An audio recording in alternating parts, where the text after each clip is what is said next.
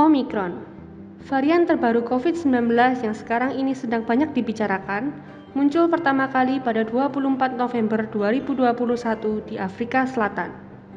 Varian ini diduga menular lebih cepat dibandingkan dengan penularan varian Delta yang mendominasi kasus COVID-19 di pertengahan tahun 2021. Dugaan ini didasari oleh penyebaran varian Omicron yang terdeteksi di 16 negara dalam waktu 5 hari. Sedangkan varian Delta terdeteksi di 7-9 negara tiap minggunya. Karena itu, WHO menetapkan varian Omicron sebagai VOC atau Variant of Concern, yang artinya varian virus corona menyebabkan peningkatan penularan dan peningkatan kematian.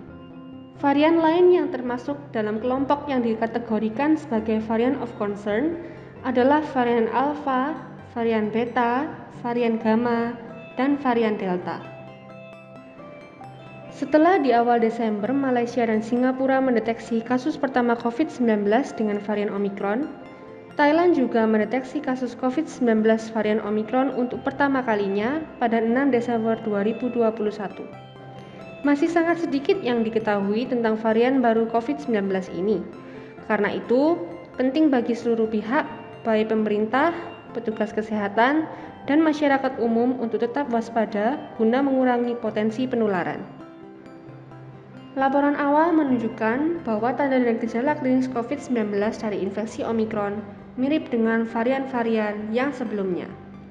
Pada saat ini, masih belum dapat dipastikan apakah infeksi dari varian Omicron ini menyebabkan gejala yang lebih parah.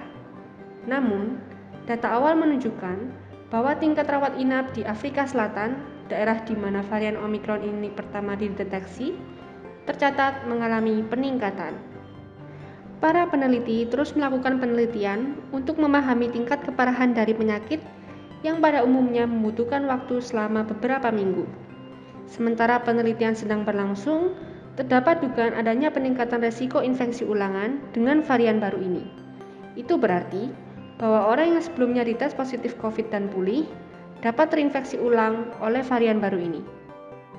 Jumlah tes positif COVID-19 yang meningkat di wilayah Afrika Selatan karena dampak Omicron sedang terus diteliti oleh para ahli epidemiologi untuk lebih memahami apakah peningkatan jumlah tes positif ini dikarenakan varian itu sendiri atau disebabkan oleh faktor lain. Apa yang bisa kita lakukan sebagai masyarakat yang masih terus peduli dengan kondisi pandemi ini? Protokol berlapis perlu kita gunakan untuk terus mencegah penyebaran SARS-CoV-2.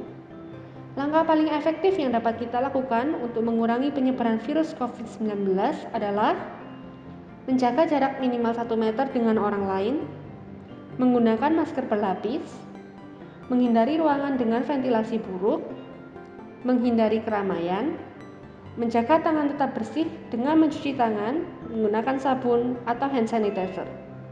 Jangan lupa melakukan vaksinasi dan stay healthy.